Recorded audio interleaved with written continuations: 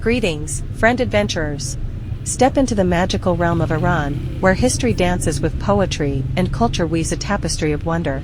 As we embark on our virtual journey through the enchanting streets and hidden corners of this ancient country, let your senses awaken to the sights, sounds, and scents that define Iran's unique charm. From the grandeur of its architectural marvels to the serenity of its lush gardens, every corner holds a story waiting to be discovered. Join us as we wander through time and space, exploring the soul of Iran and unraveling its mysteries one step at a time.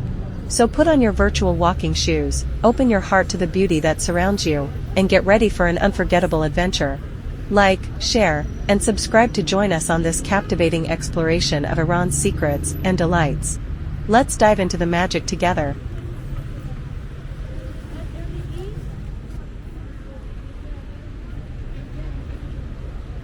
If we want to name the liveliest and busiest streets in Mashhad, Imamate and Moalem Streets will definitely be among them.